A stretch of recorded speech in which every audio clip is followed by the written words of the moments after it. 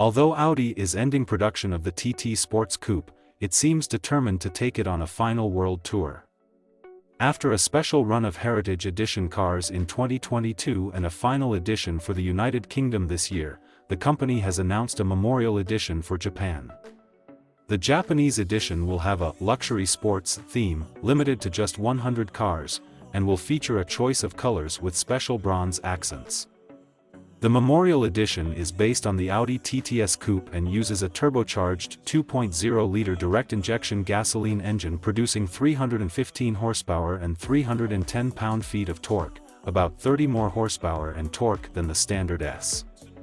A 7-speed S-tronic transmission delivers that power with Quattro all-wheel drive system. Offered in a choice of Glacier White Metallic, Mythos Black Metallic, and Chronos Gray Metallic, the Memorial Edition TTS features bronze accents. Subtle exterior changes include a single-frame grille with matte black paint and an aluminum look insert. Special bronze Audi Sport 20-inch aluminum wheels feature a diamond-cut 5V spoke star design.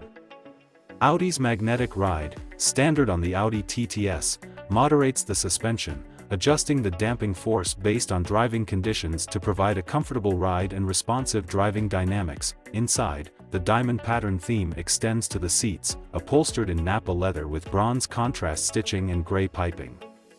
The virtual cockpit instrumentation includes a sports mode displaying a center rev counter. The center-mounted infotainment system includes controls for the 12-speaker Bang & Olufsen stereo and displays functions, including Audi's side assist blind spot monitoring, parking assist, and a review view camera. Launched in 1998, the TT was Audi's premium compact sports coupe.